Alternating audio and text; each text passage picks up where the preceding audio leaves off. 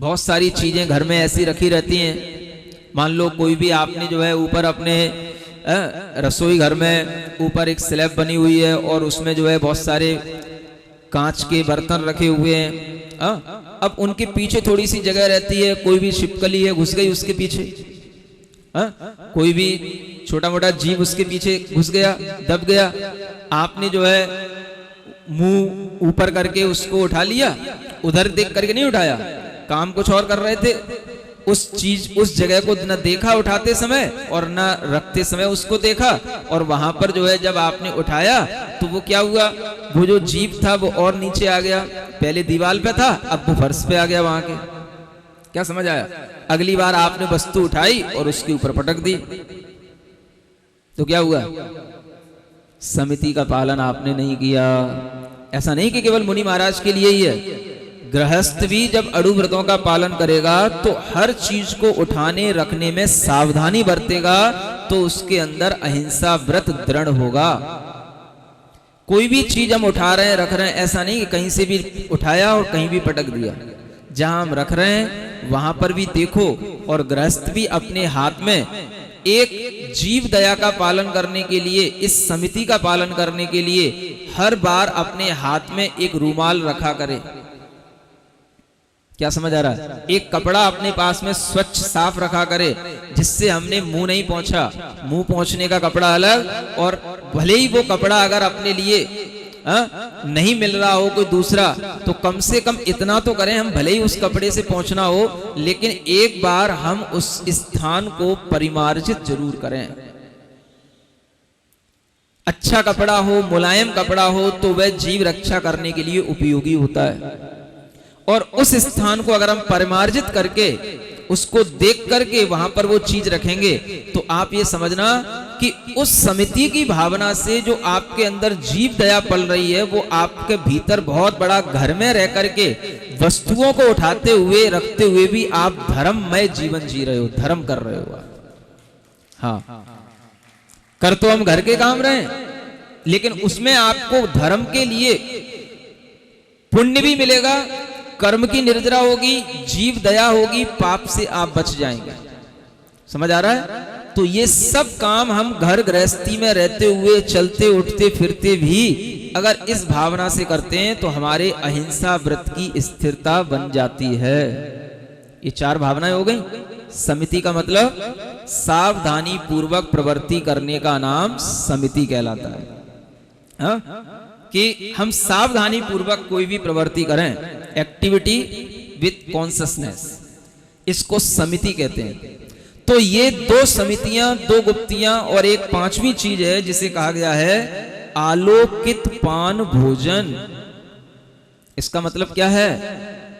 आलोकित का मतलब होता है जो भोजन और पानी है वो आलोकित हो। आलोकित का मतलब, आलोक माने होता है प्रकाश, लाइट, लेकिन वो लाइट किसकी होनी चाहिए? तुम्हारे CFL की लाइट को यहां आलोकित नहीं कहा गया है, सनलाइट को ही आलोकित कहा जाता है। समझ आ रहा है? तो जो भी हम भोजन बनाते हैं, पानी तैयार करते हैं, वह सारा का सारा तैयारी भी आलोकित पान भोजन में होनी चाहिए, मतलब आलोकित स्थान पर होनी चाहिए जहां सूर्य का प्रकाश और पर्याप्त हवा पहुंचती है उस स्थान पर। और फिर जब हम उसका सेवन करें, जब हम उस भोजन का पान करें, तब भी वह स्थान हमारे लिए आलोकित होना चाहिए, सूर्य प्रकाश का ही स्थान होना चाहिए। क्या सुन रहे हो? दिल्ली वालों के लिए सब कठिन चीजें हैं। अब जहां फ्लैट मिलेंगे, जहां किचन बनी मिलेगी, वहीं तो रहेंगे महाराज, वहीं तो करेंगे। अब वो तो कमरों के अंदर, कमरे घर के अंदर बड़ी लास्ट कॉर्नर पे जाकर के है, अब वहां ना लाइट है ना एयर है, तो क्या करेंगे? समझ लो आप क्या करोगे। अहिंसा का पालन आपके लिए कितना कठिन हो गया है।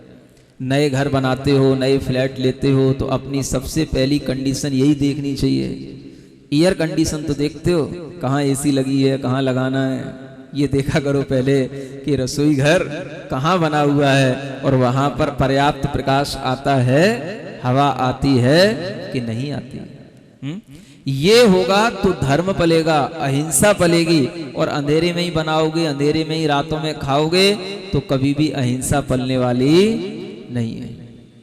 समझ आ रहा है? इसका मतलब ये भी समझना कि जो भोजन प्रकाश में बनाया जाता है और प्रकाश में ही खाया जाता है वही आलोकित पान भोजन कहलाता है और वही अहिंसा व्रत की रक्षा करने वाला होता है। रात में बनाया हुआ भोजन भी दिन में नहीं खाया जाता है।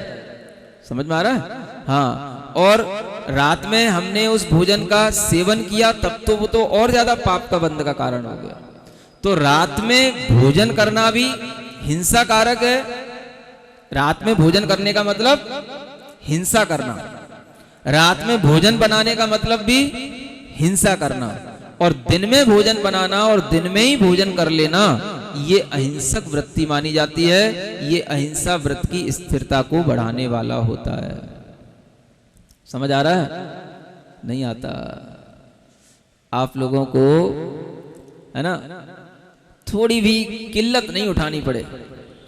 मान लो किचन थोड़ी अंधेरे में है, बाहर थोड़ा सा स्थान है जहां पर प्रकाश आता है, तो ऐसा भी नहीं करते लोग कि बाहर स्थान पर चलो भोजन बना लें।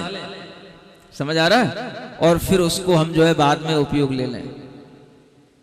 वो बाहर का स्थान तो भले ही खुला पड़ा रहेगा, बैठने के बड़े बड़े सोफा सेट पड़े रहेंगे जहां पे कोई बैठने वाला भी ना हो, लेकिन फिर भी वो जो है स्थान घेर के रखे रहेंगे, लेकिन अच्छी जगह पर रसोई बनाने की तैयारी नहीं करते हो। ये दिल्ली वालों, अब थोड़ा थोड़ा सा अहिंसक बनने की कोशिश करो।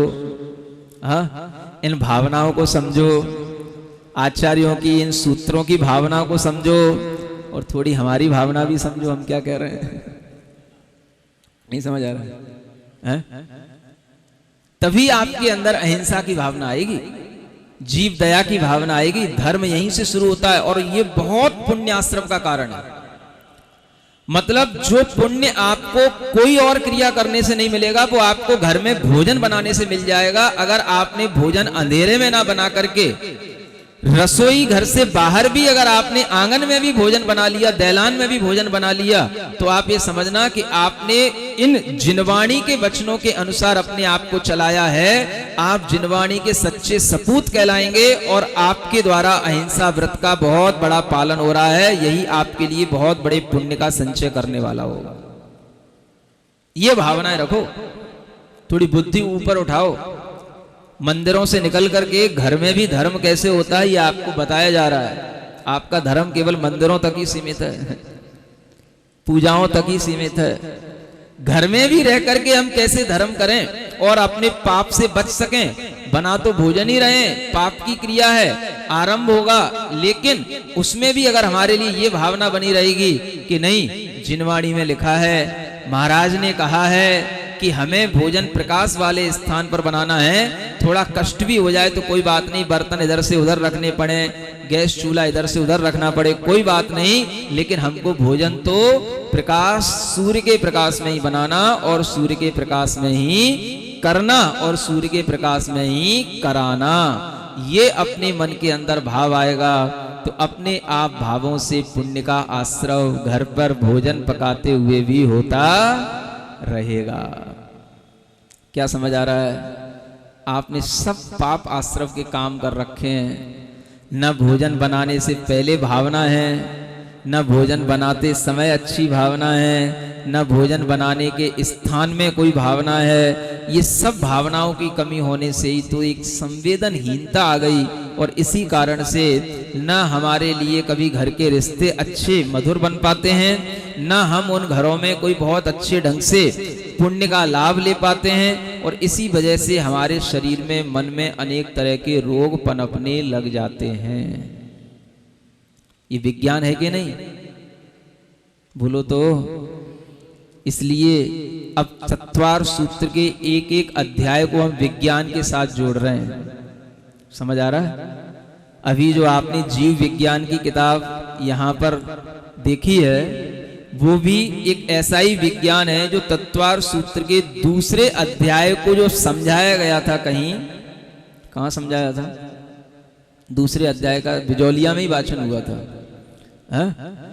तो वहां पर जो है ये दूसरे अध्याय का वाचन हुआ था, और उस समय की जो ये प्रवचन थी उसी को जो है कुछ लोगों ने संकलित करके और ये जीव विज्ञान, क्योंकि दूसरे अध्याय में जीवों का ही वर्णन है पूरा, जीव विज्ञान के नाम पर ये एक अलग से छोटी सी बुकलेट निकाली है लोगों ने। तो ये विज्ञान बना रहे हैं अब हम इसको, ताकि आपको समझ में आए कि ये सारा का सारा धर्म एक विज्ञान है। समझ आ रहा है? लोग तो आज जीव विज्ञान के नाम पर शरीर विज्ञान में पड़े रहते हैं। शरीर के डिसेक्शन करेंगे, नाम रहेगा जूलॉजी और बॉटनी। हाँ, जीव विज्ञान तो कहीं से कहीं तक है नहीं, जीव कहाँ है वो तो उन्हें पता ही नहीं है। डिसेक्शन शरीर के कर रहे हैं, हड्डियां शरीर की गिन रहे हैं, और जीव विज्ञान नाम दे रहे हैं। क्या समझ आ रहा है? तो जीव विज्ञान वास्तव में क्या होता है, ये आप इन किताबों को पढ़ करके और इन चीजों को समझ करके ही समझ सकते हैं। इसलिए ये जो है ये एक तरह का व्रत विज्ञान है। ये क्या पढ़ाया जा रहा है आपको? व्रत विज्ञान, हाँ, जो योग मार्ग से हमको जोड़ता है। अगर आप अच्छे योगी बनना चाहते हैं, शारीरिक, मानसिक और आत्मिक रूप से स्वस्थ बनना चाहते हैं, तो इस 7वें अध्याय का पूरा पालन करने की अपने अंदर कोशिश करो, भावना करो। इसी के माध्यम से ये हमारे अंदर धर्म घर बैठे हुए, चलते हुए, कोई भी चीज को उठाते रखते हुए, हर समय पर अगर आप समिति की भावना रखेंगे, किसी से बात करते हुए, मन में विचार लाते हुए गुप्ती की भावना रखेंगे, तो ये अपने आप धर्म भीतर हमारे अंदर पलता जाएगा। आत्मा के अंदर व्रतों के संस्कार पड़ते जाएंगे। और जो व्रत आज आप नहीं ले पा रहे हो, चारित्र मोहिनी कर्म का क्षयोपशम भी इन्हीं भावनाओं के माध्यम से होता है। और चारित्र मोहिनी कर्म का उदय जब नष्ट हो जाता है तो हम चारित्र लेने में समर्थ बन जाते हैं। ये भी इन्हीं भावनाओं का ही परिपाक कहलाता है। समझ आ रहा है? तो क्या करना, अब बुद्धि वाला काम तो थोड़ा सा कम करना, अब मन के ऊपर भावनाओं को देने वाला काम ज्यादा करना। ये अहिंसा व्रत की भावनाएं हुई। आगे की भावनाएं आगे के समय में बताई जाएंगी। तब तक के लिए बोलो महावीर भगवान की। ओम नमः सिद्धेभ्यः, ओम नमः सिद्धेभ्यः। मोक्ष मार्गस्य नेतारं भेत्तारं कर्म भूव्रतां ज्ञातारं विश्वतत्त्वानां वंदे तद्गुणलब्धये। देवादिदेवादिन तीर्थंकर श्री ऋषभनाथ भगवान की, वर्तमान शासन नायक श्री वर्धमान महावीर भगवान की, परम पूज्य आचार्य गुरुवर श्री विद्यासागर जी महाराज की। तत्वार सूत्र का यह 7वां अध्याय, जिसमें हम व्रत और व्रतों की भावनाओं के बारे में समझ रहे हैं। कल आपको अहिंसा व्रत की भावना से परिचय कराया था। आज उसी के आगे बढ़ते हुए अगला सूत्र पढ़ते हैं। क्रोध लोभ भीरुत्व हास्य प्रत्याख्याना न्यनुवीच भाषणम च पंच। सत्य व्रत होता है, जैसे अहिंसा व्रत है उसी तरह से सत्य व्रत भी है। अहिंसा व्रत को आचार्यों ने मूल में रखा है, सबसे मुख्य व्रत कहा है। अन्य जो व्रत हैं, सत्य, अचौर्य, ब्रह्मचर्य, अपरिग्रह, इन सभी व्रतों को उस अहिंसा व्रत की सुरक्षा के लिए ही रखा गया है। वस्तुतः देखा जाए तो व्रत एक ही है, भाव एक ही है, जिसका नाम है अहिंसा। अन्य जो चीज़ें हैं वो उसी अहिंसा की रक्षा करने के लिए हैं। क्योंकि हम केवल इतनी बात से संतुष्ट नहीं हो पाते या समझ नहीं पाते कि हिंसा न की जाए तो हमारे लिए पूरा का पूरा धर्म हो जाएगा। कुछ और प्रवृत्तियां हमारी होती हैं, वचनों की, मन की, शरीर की, जो प्रवृत्तियां अलग अलग कसायों के कारण से अभिव्यक्त होती हैं। उन सब प्रवृत्तियों पर कंट्रोल करने के लिए भी आचार्यों ने जो उपाय बताया, उसी को सत्य आदि व्रतों के माध्यम से समझाया है। इसलिए जो सत्य व्रत है उस सत्य व्रत को बनाए रखने के लिए क्या भावना करना। सत्य का संबंध हमारे वचनों से होता है। हम झूठ न बोलें, सत्य बोलें, यह तो हम जानते हैं, लेकिन उस सत्य को बनाए रखने के लिए, उस सत्य को और स्थिरता प्रदान करने के लिए हमें क्या भावना भाना, ये हमें आचार्य परमेष्ठी यहाँ बताते हैं। प्रत्याख्यान जो शब्द बीच में आया है, ये त्याग के अर्थ में आता है। प्रत्याख्यान माने त्याग होता है। जितनी चीज़ें जो पहले लिखी हुई हैं उन सब का त्याग करने के लिए उनके बाद में प्रत्याख्यान शब्द रखा हुआ है। यानी क्रोध का प्रत्याख्यान, लोभ का प्रत्याख्यान, भीरुत्व का प्रत्याख्यान और हास्य का प्रत्याख्यान। क्रोध का त्याग सत्य बोलते समय अवश्य होना चाहिए। क्यों होना चाहिए? क्योंकि आप क्रोध में कभी भी सत्य नहीं बोल पाएंगे, और क्रोध जब भी आएगा तो वह सत्य भी अगर आप बोलने की कोशिश करेंगे तो लोग उसको असत्य के रूप में ही स्वीकारेंगे। इसलिए सत्य व्रत को सुरक्षित रखने के लिए, स्थिरता प्रदान करने के लिए ये भावना करना कि मैं जब जब भी बोलूं मेरे वचन क्रोध से रहित हों।